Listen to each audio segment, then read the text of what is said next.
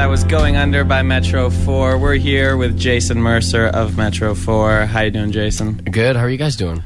Pretty good. Loving life, you know? Good. Yeah. You're here to your last show Yeah, it is. on the air after a few years of going strong. Yeah, it's a bit sentimental. Yeah, exactly. Well, congratulations. Yeah. Well, you're lucky. You get to be on the last show ever. That's right. Nice. So, yeah. But, yeah, we're definitely interested to hear more about Metro 4. You guys are having a CD release party this Saturday? Yeah, we're doing the CD release show on Saturday at the London Music Hall. There's London Music Hall has a few different venues in there, and ours is going to be at Rum Runners. It's just upstairs, one of the upstairs venues. Yeah. So we're doing that. Doors are at 7:30, and we're going to have a couple DJs and a couple other bands and door prizes, and it's going to be an all-ages event, so everyone's more than welcome to show up and party. Yeah, that kind of thing. Yeah. So.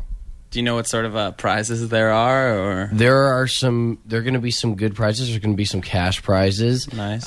We've had a few sponsors that have helped us put this thing on. So we've got a bunch of door prizes for them or from them. Oh, I see Labatt's a sponsor. Labatt is a sponsor. That could be good prizes. There are some good prizes, yeah. Yeah. People just have to show up and find out what those are. So let's talk a bit about your music. What do you guys kind of draw your influences from? Well, a lot of people that listen to us say that we have sort of this European influence almost, whatever that means. Yeah. But we love alternative rock. We love a sort of a whole wide range of bands. Like, we're really into Coldplay, and we love U2 and those sort of mainstream bands. But we also like a lot of sort of other bands that aren't so mainstream, that are more indie and stuff. But we kind of draw influences from sort of wherever. Our drummer used to listen to a lot of punk and like harder stuff, and even from 80s stuff. Cool. It's just sort of a big melting pot of influences that we've sort of all grown up listening to, and then it sort of all accumulates into our sound, I guess. So in this new album, Day One, that you're having the release party for, can you hear like a wide variety of these sounds? I think so. Our first album was more straightforward in a sense that there was sort of one main sound all the way through the album. Pretty simple. Yeah, it's more, you listen to the first song and you sort of get a sense for what the rest of the album is going to be like.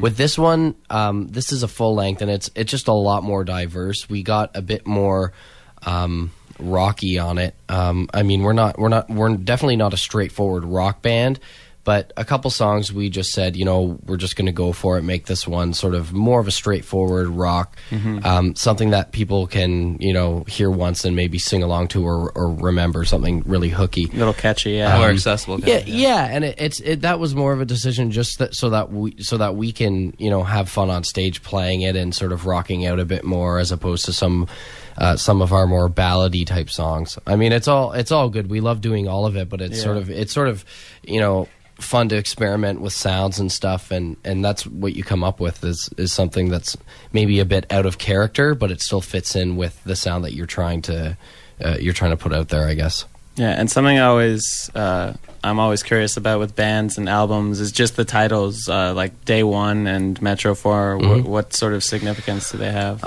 Well, there's a tune on the record called Day One. And when we were sort of sitting around, it took us a few weeks to figure out what we were going to call this album, and we had a bunch of different options and ideas.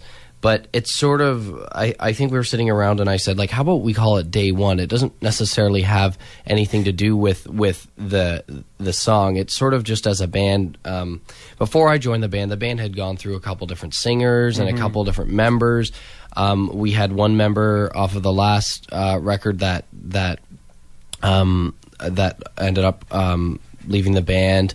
And so it was just sort of there was 5 of us, and now there's 4, and it was just a lot of stuff that brought to our attention. This is sort of like we're starting over in a way, and it's sort of like, okay, with this album and with this newish sound, it's sort of like day one. Yeah. We're starting over. We've got something to prove, and this album, that's what we're going to do with it. And so it's sort of like day one for us. Nice. It fit. Everyone just kind of looked at each other in the room, and we were like, yeah, that would be good. You know what I mean? Yeah, that story almost started off like it was going to head in the direction of the Tom and Curtis show.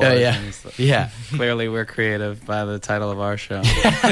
Well, a lot of bands, they take the name of one of their singles to draw attention to the album, right? Yeah. And then they call the album that. But in this case, we love the song Day One. We're not sure if it's going to be a single, but that wasn't even something we were thinking about. Yeah. It was just the concept of Day One is just it just hit hard with us and where we were as a band. So we were like, Day One, awesome. So then Metro 4 was named before you got there? Metro 4, they were a band a couple years before I ended up joining as a singer.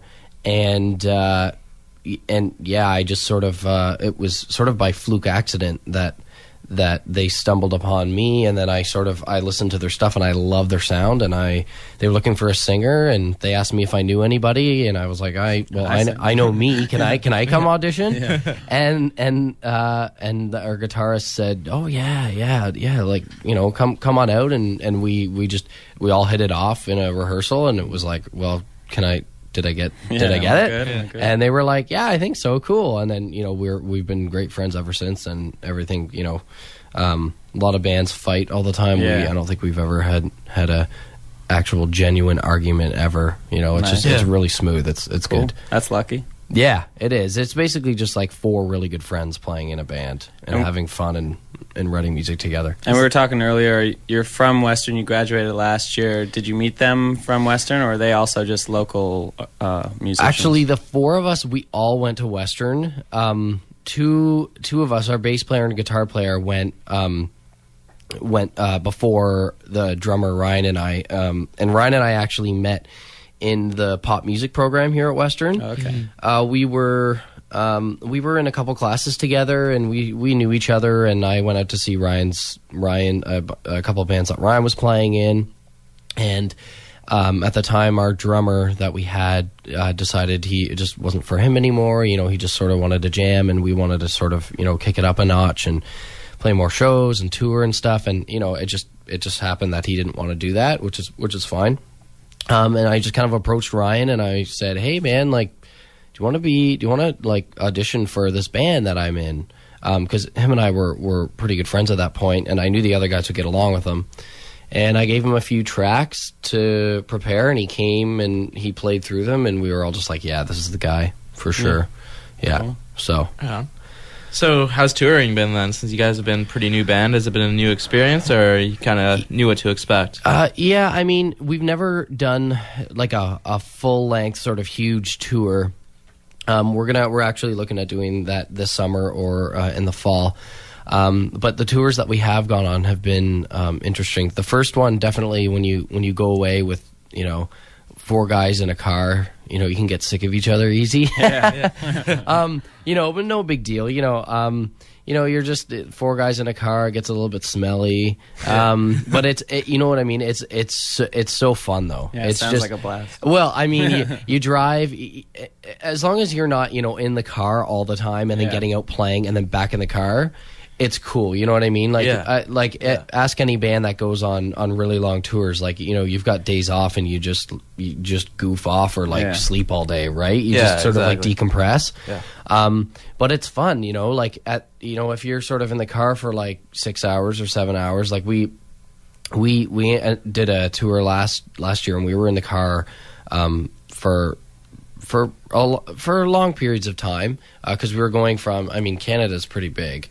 We were, okay. if you're in the car for 8 hours and then you get out and immediately play a show, it's just like, you're sort of in a bad mood in the car, or like you're a little bit grumpy and tired, and then you get out and you play the show and it doesn't matter. It's like, good. All good again. It's all good. Yeah.